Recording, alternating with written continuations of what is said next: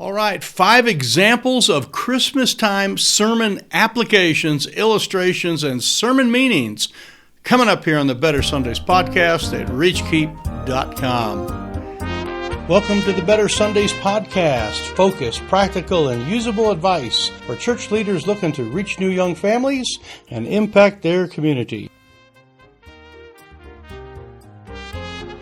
Well, greetings, holiday greetings to you wherever you are. From me and my family to you, it is that time of the year when we are celebrating our Lord's birth, just as the shepherds are made aware of His birth and celebrated and got excited and did something about it. We are too, and our church is having a bunch of different services and outreach things from Christmas time and kids programs and candlelight services and all sorts of things. And I hope that you're able to do some of those too. If you'd like to learn a little bit more about that, you can click on our channel here and find out several things in our Christmas outreach channel that will help you to have a good holiday services, whatever they are, if it's kids or candlelights or whatever it happens to be. So anyway, for those of you that are here for the first time, my name is Mike Holmes. I'm the founding pastor here at Sinclair Baptist Church, and I'm excited to have you on board. We've got something very exciting today. We have been putting out several things that have to do with Christmas and programs and candlelight services and sermon illustrations, and boy, did we get a lot of feedback on all the sermon stuff, and so I really kind of have sort of part 2 on that. If you missed part 1, you can go back and catch some of that in our the 19 sermon examples that we did. That should be right here on the YouTube page where you're finding this. Since it is the sermon time of the year and we're moving into kind of the new year, we have several things we're going to be doing concerning preaching and sermon and some of that. And there's one thing I would love to get to you, and that is our sermon series planner. I created this many years ago, and it's something we use in our church. It helps us plan out kind of a sermon series. And we're going to talk about an annual sermon series or an annual sermon preaching calendar at another time where you're kind of looking at the whole year. But this is where, if you're looking at one particular thing, so say you're going to do a sermon series on a particular book of the Bible or a set of passages out of a Bible, or you're going to do maybe a concept from the Bible like spiritual fitness, and you're talking about prayer and witnessing and giving and all the different things that you might think that fall into spiritual fitness. This would help you put a sermon series together, how to come up with good names for it, good ideas, how to promote it, how to get it out so your people know that they should come and listen to it and that they should bring their friends. One of the things that's disturbing a little bit is as I talk to more and more churches, many times churches, there's not a lot of new visitors at churches. There's not a new people. They haven't brought their friends, and many times I think it's kind of our fault. We've not really given them a reason to invite somebody. And if we have a good, well-planned topic and a series of something that is coming on, boy, that's a great thing to use to invite new people, neighbors, co-workers, like, hey, come here, my pastor, he's talking about this topic. And it's just a very, very helpful way for your people to invite other folks. So all of that is in the sermon series planner, and you can get that for free.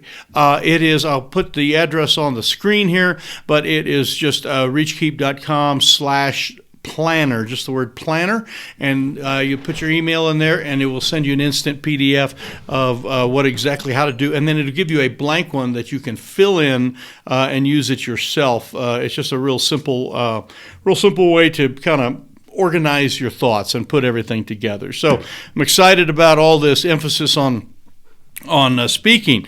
And one of the things that I want to talk about today is this idea of the meaning of your sermon, okay? The application, the illustrations, where your sermon is headed. And if you're a pastor, you know that that's something that haunts you all the time. It's in the right way. It's like you're burdened for your people, you're burdened for this family, you're burdened for those folks, and you have taken time to just really plan your sermons the best you can to feed your sheep that God has given you.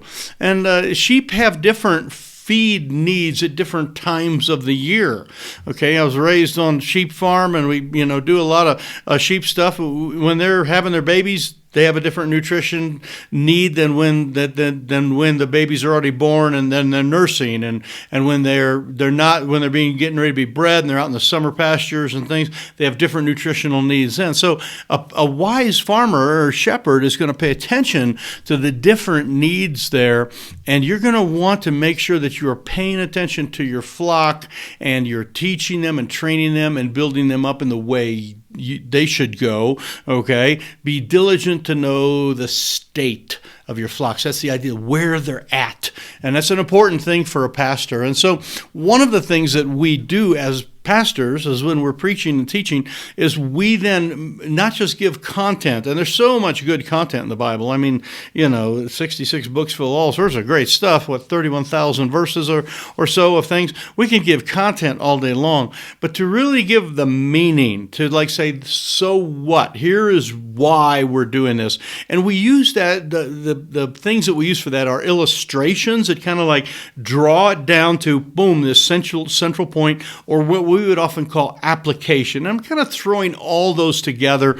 They are broken down into very specific things, and we are dealing with that in a new preachers training course that we're coming up with that you'll be able to hear about this spring, where we have kind of found what we call the 9 fundamentals of what it is to pastor and preach to people, not just preach a sermon, not just take a text apart and figure out what it means and all that, but take the text and get it to the people. And there's kind of a difference there.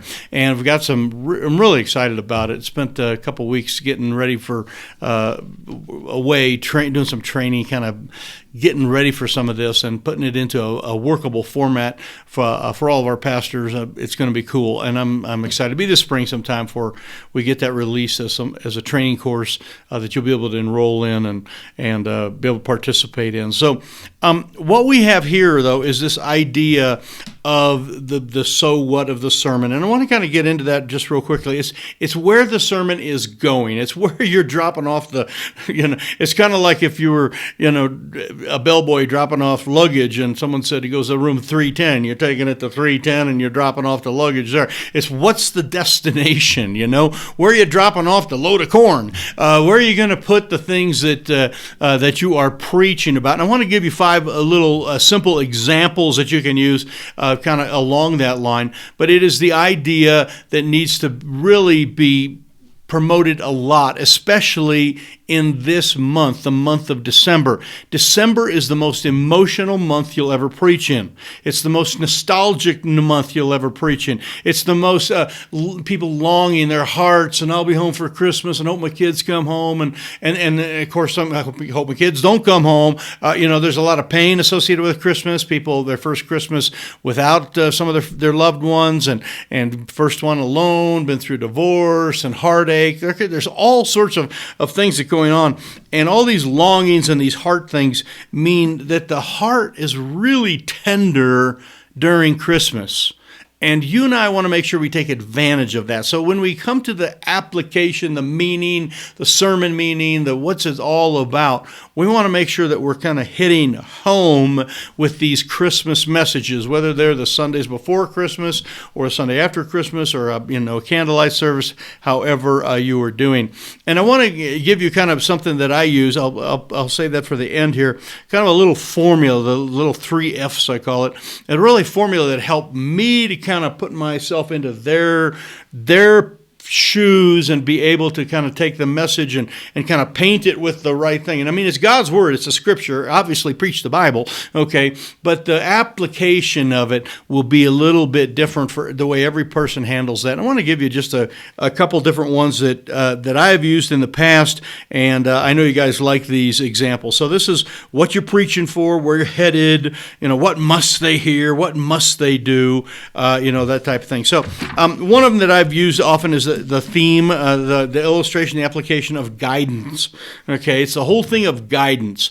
And your people need guidance. Every person that is sitting under the voice of your candlelight service, Christmas program, whatever it happens to be, is a person who is looking for some level of guidance. And there's so many verses that talk about this. Of course, Mary and Gabriel, all there in Luke chapter 1. Joseph had no idea what was going on in his life, and the angel came and said, "Fear not," and gave him kind of that guidance. Mary then got some guidance and some extra help from Elizabeth. I think that's kind of a neat story, kind of how that happened. And then the whole idea of they would go down to Bethlehem, and God directed them and kind of brought them down through there. So guidance is an application that can be pasted into any one of these Christmas stories there that will get to the hearts of your people and really help them to grow and to mature. A second one here is one, just the word assurance. And there's so many areas where there was some assurance that was given. The idea of the shepherds showing up with Mary and Joseph. I mean, they just had traveled, they had this baby, they're presumably alone at that time, it seemed like it. And then there's this angelic bunch, or the shepherds who heard the angels and then, of course, came, and they kind of validated, I think, and gave Mary a level of assurance that life was not going to be normal, that this was a very, very special birth. Of course, there's some other validations there too, that encouragement. We all need that type of thing. I think later on when the wise men showed up, another thing from Mary and Joseph, just kind of that idea of assurance. And if your people in your congregation, sitting in your pews, in your chairs, listening to your word, they need assurance that they are headed the right direction, that they are going the right direction. And one of the things as a pastor that you can give them is to validate and help them go the right direction. And in some cases, obviously, we need to steer them the right direction and kind of move them where they need to go. But as a pastor, you're a person that really can pour that on and give them some of that stuff and let them know how grateful you are for watching them obey the Lord and some of that. And this, again, a great time of the year for people to kind of get assurance because they're moving into a new year, and it's from there that they need confidence to move forward. And so it's just some great lessons from the scriptures there. Another one, this is such a good one that I really, really enjoy, and it's found several places in the Christmas story, and it is the idea or the application or the meaning of God's timing.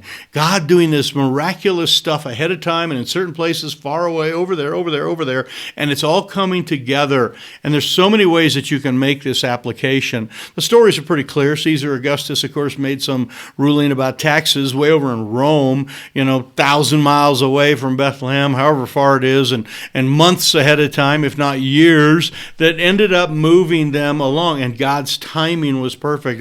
And the one, too, is that at the same time, there were shepherds abiding in their field, keeping watch over their flocks by night. God needed someone, and guess what? Those shepherds were there, and God's timing was put there. And of course, the whole wise men thing. I've watched and listened and studied a lot on the wise men, and there is no doubt that those guys, started out a long time, well, obviously a long ways away, and a long time before, and got there, and how God's timing is so important in our life, and that we can see people out there that are going to make a difference in our life, and then this is another application of this. You are going to make a difference in someone else's life, someone you haven't even met yet, a neighbor that hasn't even moved in, someone that's not even in our community, but you are learning things now. You're going through trials right now. You're getting good things right now, and you're going to speak into their life in the future. And the Christmas story is filled with that, and that is a great thing of application. I wrote another one down, just the whole idea of the good news concept and how the shepherds went out and told everything, and they were excited about it. And we don't need to be the bah humbug people. We need to be people excited about Christmas, and whether he was born this day or that day, and whether we should celebrate it, his birthday or not. There's some interesting things there. The fact is they did celebrate his birth, okay? And so we're just celebrating that his birth was celebrated. We'll put it that way. Some great stuff. And it's such a good news. So many powerful things that have to do with this. And then the last one here is this idea of obedience. And of course we see it with Mary, where she was like, talking to Gabriel, and she said, "Be it unto me, Lord, according to your word." And Joseph, it says he got the direction from the angel. It says, and he rose up and he did as the angel had spoken to him. And the idea of obedience is all through the thing. And all of us need to obey. And we may not know what is out there, and it may be difficult what is ahead. And it may be in the dark, and we can't quite see it very good what is ahead. But when we obey, God gives us light and we move forward. Now, all 5 of these are application, sermon meaning type illustrations that you can put in. How you get to some of those illustrations and how you kind of lay all that down is something that, let me share this with you, and then I'll be done. This is just a very simple little thing. I want you to write on a piece of paper. Write these down so you get this down. It's called feel. There's 3 words that have an F to them. Feel, felt, and found. Okay, feel, felt, and found. Okay, and it's the idea of you may feel like you need guidance, or you may feel like you're wandering around.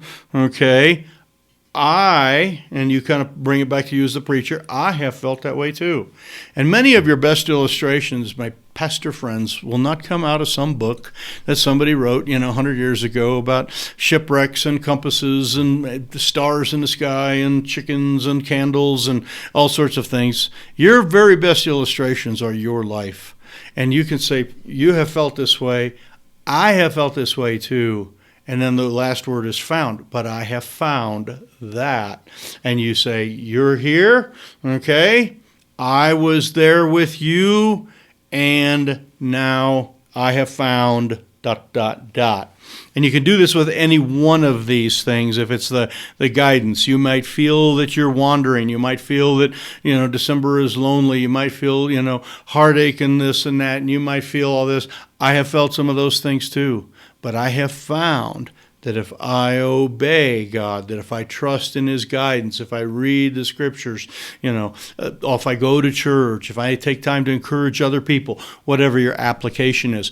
But your applications here and your illustrations then can come out of that. And when you say, I have found, then you move forward and you say, let me tell you a story how that happened in my life. And you give a short, simple illustration of your life, but it is tied to the feel, felt, found thing, and you're able to give that application really clear and put the meaning in the sermon.